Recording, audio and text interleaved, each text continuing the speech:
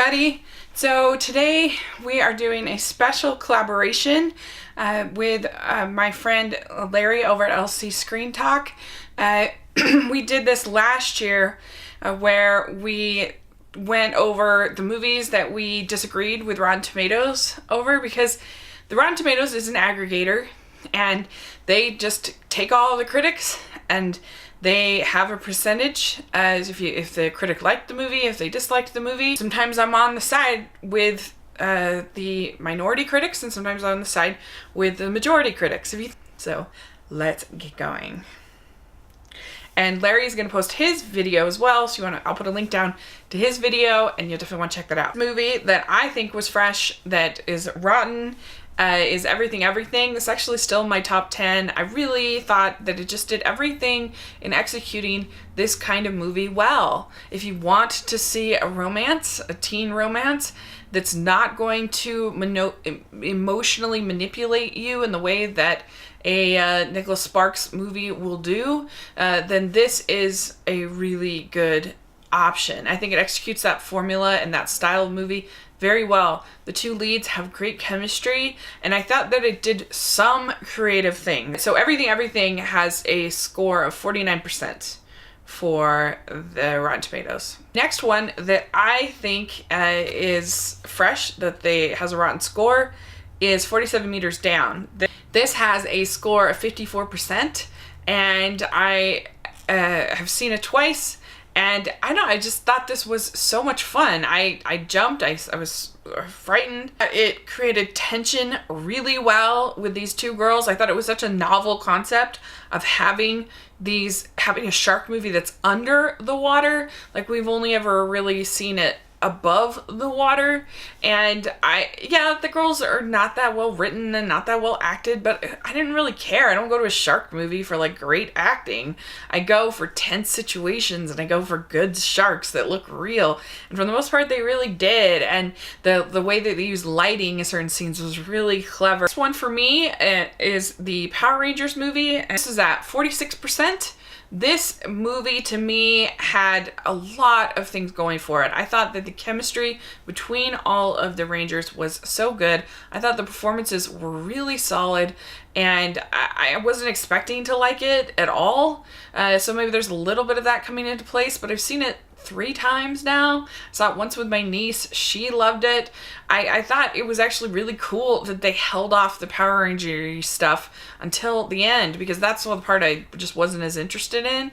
But the conversations between these teens felt authentic. It felt real. I felt like I got to know them. And up, I have the Smurfs, The Lost Village, and this is at 37%, and I thought that this movie was a really solid little animated film. I really liked the animation, first of all. I thought it was so beautiful. And when you have like the enchanted forest, and you have these like double rivers, and there's just like this floating river, and there's all these like flowers, and that all were like unique and different and weird. There's like an eyeball plant, and I thought it was so pretty that it had like an old school, the Gargamel was an old school kind of sniveling ha ha ha ha kind of villain. I miss that in movies. It's all the villain reveal, and I liked that it was old, like I said, old school. And the last movie that I liked more, that I thought was fresh, that the Rotten Tomatoes was rotten, is The Great Wall, 35%. And the thing I liked about this movie is that it is very consistently a B movie. This is what I would consider a B popcorn movie. I liked how creative they're all fighting these lizards, and I really liked how creative it was, which is pretty strong in this film. But I thought that it was overall, the battle scenes were really entertaining, and I felt like it didn't take itself too seriously. It was just sort of a fun B movie. The next one that I want to talk about is Lady Macbeth, that has a 92% right now. I saw it at Sundance, and I thought it was really awful. My whole crowd that I was with laughed, because I thought that the character development was so poor. The acting is good and it does look nice. Well, I shouldn't say the acting is good. The lead actress is good, but it's the kind of movie where the characters just make increasingly stupid decision after stupid decision after stupid decision until you're just like, oh my gosh, and you're supposed to be like shocked, but why would you be shocked? Because they've just been continually making the stupidest decisions ever. And it's supposed to be this like torrid bodice ripper, you know, kind of like torrid romance, and I had no chemistry at all between the lead characters, and the whole thing is started in this really rapey, weird way, and so that like I couldn't have this sort of erotica, I couldn't have sort of romantic fun with this because it was just so, like, as a thriller, I don't know, like, you're supposed to be invested in this couple, and I wasn't at all. The movie that is fresh that I want to talk about is Kong School Island. This has a 76% on Rotten Tomatoes, and I get it. I get why other people had fun with this, but for me, The Great Wall was more successful because it was more consistent in the special effects and more consistent about what it was. My biggest problem with Kong School Island is that it wasn't consistent.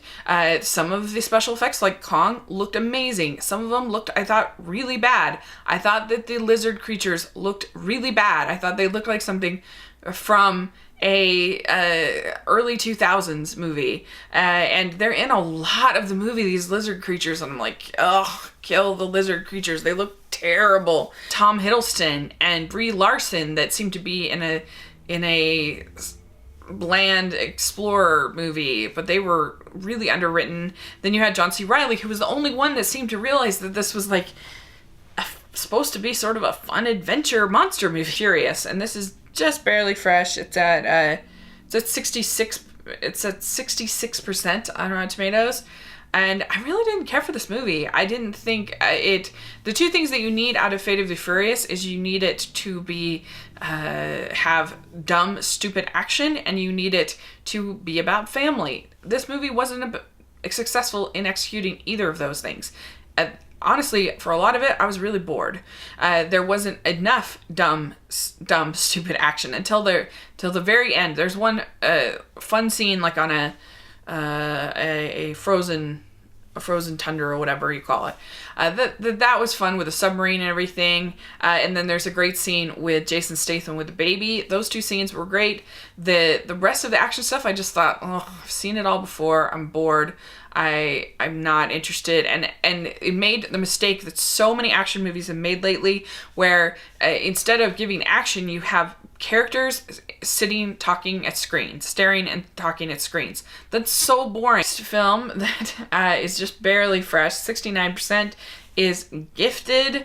I really didn't like this movie. It's one of my worst of the year. It made me really annoyed because it's a well-made, well-intentioned, well-acted movie. I get that, but I really hated the fact that it forced as a viewer into this dichotomy that this little girl who's this genius should either, if she wants to be a normal girl, should go to public school where she's on the first day. Supposedly this is like a good social environment, and she's like bullied the first day and treated horribly.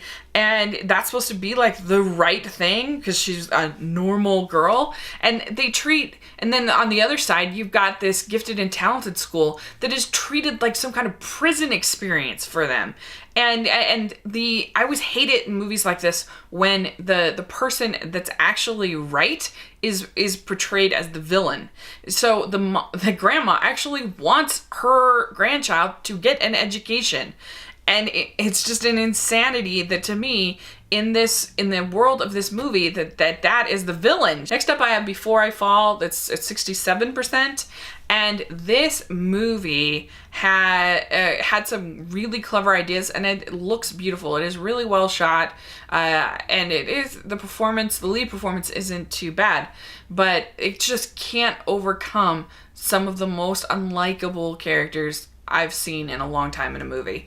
These group of mean girls, basically, that this girl is part of, are just so awful, so horrible, and she keeps repeating this day over and over and over again, so you keep spending the same day with these horrible people. The last one, at 81%, is Guardians of the Galaxy Volume 2. I don't think this is a horrible movie, but I really, the more I've thought about it, the more soured on it I have become. One of the great things about the original movie is it works is because they are a unit.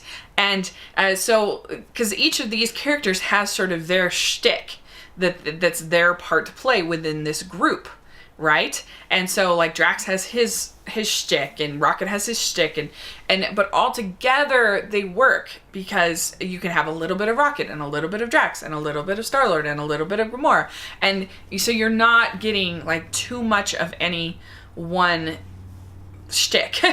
But the problem with this movie is they decided to split up the team, and I thought it was a huge mistake, because we'd end up very aware of the character's shtick.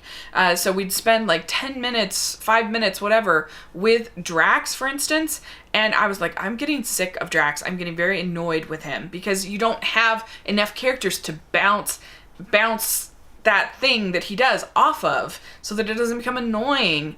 And I felt like the whole villain reveal was so obvious. It looks nice. I didn't like how raunchy it was.